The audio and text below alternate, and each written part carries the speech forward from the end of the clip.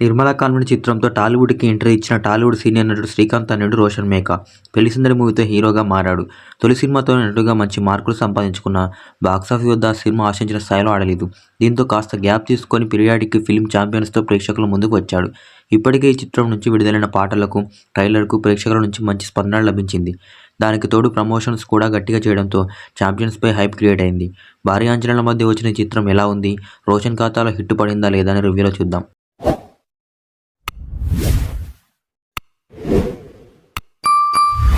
ఈ సినిమా కథంతా 1747 నుండి 48 ప్రాంతంలో జరుగుతుంది. సికింద్రాబాద్లోని ఒక బేకరీలో పనిచేసే మైకేల్ అంటే రోషన్కి ఫుట్బాల్ ఆట అంటే చాలా ఇష్టం. ఈ ఆటతోనే ఎప్పటికైనా ఇంగ్లాండ్కి వెళ్ళి అక్కడే సెటిల్ అవ్వాలనుకుంటాడు. ఓసారి ఇంగ్లాండ్కి వెళ్ళే అవకాశం వస్తుంది. కానీ అతని తండ్రి చేసిన ఓ పని వల్ల వెళ్ళలేకపోతాడు. దొంగ మార్గాన ఇంగ్లాండ్కి వెళ్ళాలనుకుంటాడు. దానికోసం కొన్ని తుపాకులను ఒక చోటుకు తరలించాల్సి వస్తుంది. ఆ పని చేసే క్రమంలో పోలీసులకు కంటపడతాడు. వారి నుంచి తప్పించుకొని అనుకోకుండా బైరన్పల్లి అనే గ్రామానికి వస్తాడు. అదే ఊరికి చెందిన చంద్రకళతో పరిచయం ఏర్పడుతుంది. నిజాం పాలకులకు వ్యతిరేకంగా ఆ ఊరి ప్రజలు చేసిన తిరుగుబాటు రోషన్లో ఎలాంటి మార్పులు తీసుకొచ్చింది? పోలీస్ అధికారి బాబు దేశ్ముఖ్తో మైకేల్ గొడవేంటి? బైరాన్పల్లి ప్రజల కోసం మైకేల్ చేసిన త్యాగమేంటి అనేదే మిగతా కథ. రజాకార్ దురాగతాలు, హైదరాబాద్ స్టేట్ విలీనం అంశాలను బేస్ చేసుకుని దర్శకుడు ప్రదీప్ అల్లుకున్న కథ బాగుంది.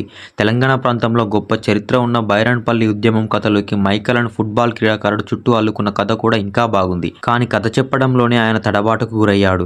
ఫస్ట్ హాఫ్లో కథను సాగదీసి చెప్పడం, ఇంటర్వెల్ ఎపిసోడ్ కోసమే సినిమాను రొటీన్ రెగ్యులర్గా సన్నివేశాలను రాసుకొని నడిపించిన విధానం సినిమా వేగానికి పూర్తిగా బ్రేక్ వేసింది. సినిమాలో ఇంటెన్సిటీని కొంత మేరకు ఫస్ట్ హాఫ్లోని కొన్ని సీన్లు అడ్డంకిగా మారాయి. ఇంటర్వెల్ ఎపిసోడ్ను చాలా బాగా తీసి ఆ లోపాలను సర్దుకునే ప్రయత్నం చేశాడు.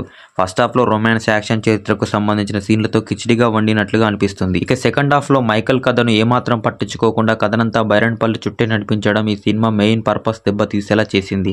అయితే సెకండ్ హాఫ్లో కథనాల్లో క్లారిటీ మిస్ అయింది. కాకపోతే వార ఎపిసోడ్స్ను భారీగా హైలీ టెక్నికల్ వాయిస్తో చిత్రీకరించారు.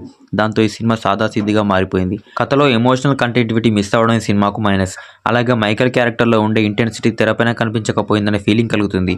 ఇక నటీనటుల విషయానికి వస్తే ఛాంపియన్ సినిమాకు మైకేల్గా రోషన్ పర్ఫార్మెన్స్ అల్టిమేట్. కొన్నిసార్లు తెర మీద తన పాత్ర మిస్ అయినా కనిపించిన ప్రతిసారి యాక్టింగ్ పరంగా, స్క్రీన్ ప్రజెన్స్ పరంగా ఎరగదీశాడు.